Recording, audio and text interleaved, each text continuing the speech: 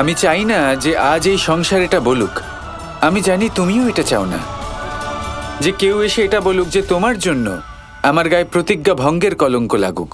কৃষ্ণ, তোমার প্রতিজ্ঞা আমার কাছে খুব গুরুত্বপূর্ণ, কিন্তু তোমার প্রাণের থেকে বেশি নয়। তুমি বলো আমি কি করি? যাকে আমি স্বপ্নে দেখেছি সে বাস্তব হয়ে আমার সামনে চলে এসেছে। যাকে আমি দেখতেও চাই না সে আমাদের বাড়ি চলে এসেছে। আমি জানি না যে আমি ওকে আর কোথায় কোথায় দেখতে পাবো। যদি আমার স্বপ্ন সত্যি হয়ে যায়, যদি জরা তোমাকে...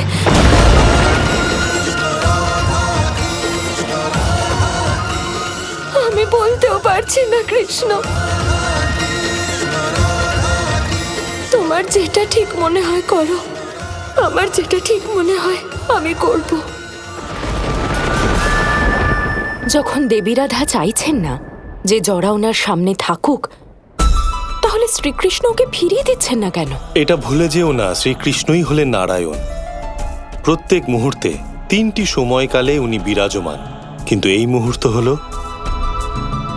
শ্রীকৃষ্ণের অমূল্য মনুষ্য জীবনের শেষ মুহূর্ত।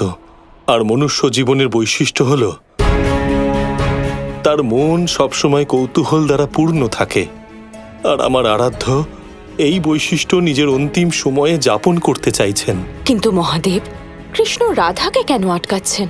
দেবী রাধা যদি চান নিজের শক্তি প্রয়োগ করে ভবিষ্যৎ জানতেই পারেন। শ্রীকৃষ্ণ দেবী রাধাকে নিজের থেকেও বেশি জানেন, তাই ওনাকে বাধা দিয়েছেন।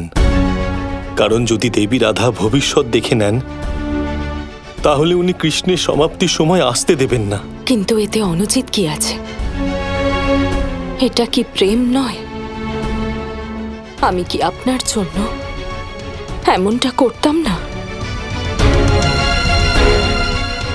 গৌরী, প্রেম হলো সংসারের সবথেকে মহান শক্তি।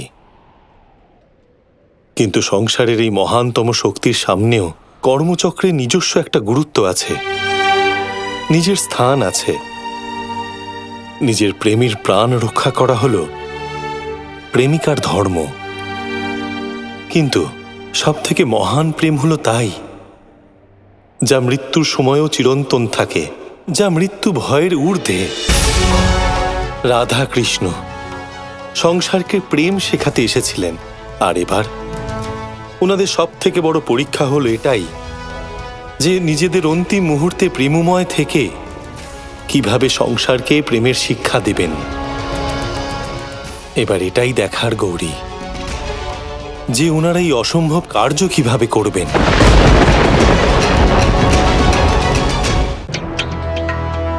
তুমি সবকিছু বুঝতে পারো, কিন্তু নিজের রাধার ভয় কেন বুঝতে পারো না? কেন তুমি আমার কথা শুনছো না?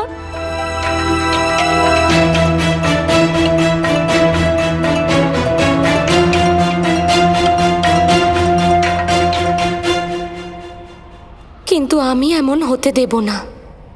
আমি সবকিছু ঠিক করে দেব।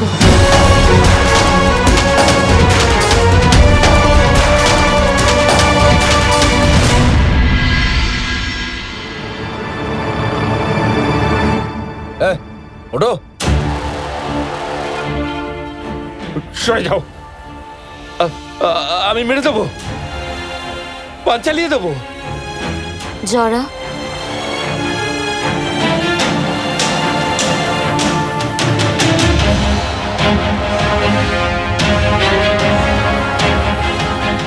যদি তুমি এত বড় ধনুর্ধারী হতে, তাহলে তোমার কৃষ্ণের থেকে ধনুর্বিদ্যা শেখার কোনো প্রয়োজনই পড়তো না।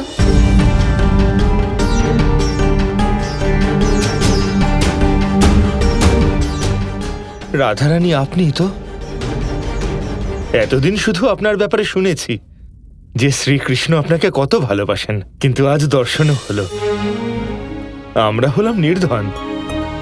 নির্ধনকেও যিনি এত ভালোবাসেন, তিনি আপনাকে না জানি কত ভালোবাসেন। যদি তুমি কৃষ্ণকে এতটাই সম্মান করো, আমাদের প্রেমকে এত সম্মান করো, তাহলে আমি তোমার কাছে কিছু চাইতে এসেছি। তুমি কি সেটা দেবে? যদি আমার সাধ্য হয় আমি অবশ্যই দেব। আদেশ করুন।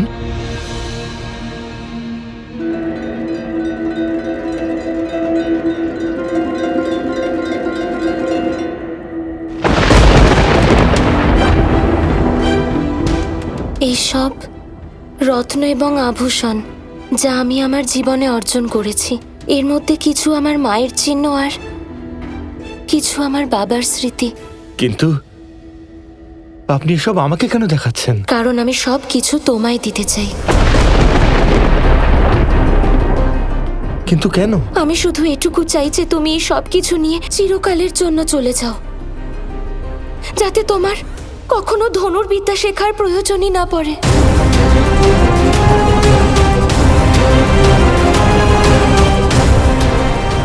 এখানে তো অনেক ধন আছে। আজীবন সুখে থাকতে পারবে।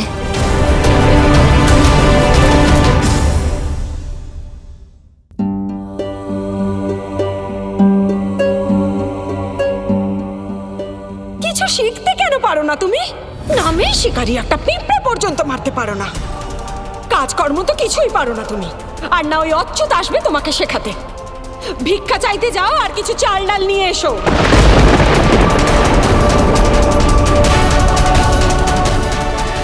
কি হলো?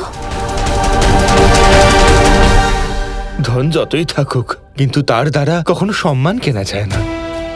আমার স্ত্রীর চোখে, আমার সন্তানের চোখে কেবল বিদ্যাই আমায় মান দিতে পারে। আপনার সারা জীবনের অর্জিত ধন আমাকে দিয়ে দিচ্ছেন, কিন্তু আমি বিদ্যা চাই। ধনুর্বিদ্যা, ধন, রত্ন এসব কিছু চুরি করা যায়, এগুলো ব্যয় পর্যন্ত করা যায়, কিন্তু বিদ্যা কেউ চুরি করতে পারে না। বিদ্যা তো মৃত্যু পর্যন্ত নিজের সাথে থাকে। তাহলে কি আমি যা চাইছি তুমি তা আমাকে দেবে না? রাধারানী, আপনি নিশ্চিন্ত থাকুন। শ্রীকৃষ্ণ আমাকে কথা দিয়েছেন, তাই আমিও আপনাকে কথা দিচ্ছি। শ্রীকৃষ্ণের থেকে ধনুর্বিদ্যা শেখার বদলে আপনি যদি জীবনে আমার থেকে কখনো কিছু চান, তাহলে আমি মানা করব না। যদিও আমি নির্ধন, কিন্তু নির্ধনেরও কথার একটা মূল্য আছে।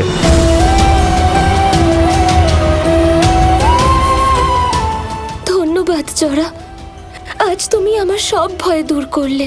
আমি জানি না যে আপনি কোন ভয়ে ভীত হয়ে আছেন, কিন্তু আপনার কোনো কাজে আসতে পেরে আমি সন্তুষ্ট।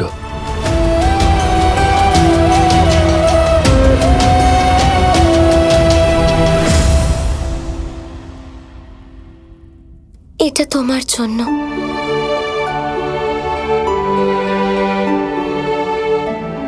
ভালো থেকো।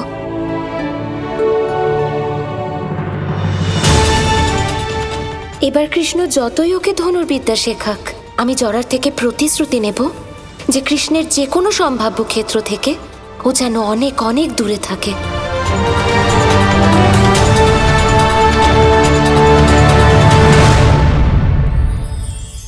যজ্ঞের আগুনকে শুভ বলে মনে করা হয়, আর সেখানেই চিতার আগুনকে অশুভ মনে করা হয়। এমনটা কেন হয়? এখানে বিষয়টা হলো লক্ষ্য, বিচার এবং সঙ্গের। যখন আমরা যজ্ঞ করি তখন আমাদের লক্ষ্য কি হয়? পরিবেশকে আরো পবিত্র করে তোলা, ইতিবাচক করে তোলা। আমাদের লক্ষ্য শুভ হয়। তারপরে আসে বিচার। এই পরিস্থিতিতে সেই বিচার হলো অগ্নি। স্ফুলিঙ্গ থেকে তীব্র আকার ধারণ করে সমস্ত কাঠকে পুড়িয়ে দেয় এবং সুগন্ধ ছড়িয়ে দেয়। অর্থাৎ যদি আপনার লক্ষ্য শুভ হয়, তাহলে তা নিজেই শুভ বিচারধারাকে আমন্ত্রণ জানায়। এই শুভ বিচার তখনই আসবে যখন আপনার সংকল্প শুভ হবে। অন্যদিকে হলো চিতার আগুন। এর লক্ষ্য কি? একটা দেহকে পরধামে পৌঁছে দেওয়া। সবার শেষে সবকিছু আপনার উপরে নির্ভরশীল যে আপনি কোনটা চয়ন করতে চান। আপনার লক্ষ্য যদি শুভ হয়, তাহলে আপনার বিচার এবং সঙ্গতি আর তার পরিণাম সবই শুভ হবে। আসুন আর আমার সাথে ভালোবেসে বলুন, রাধা রাধা।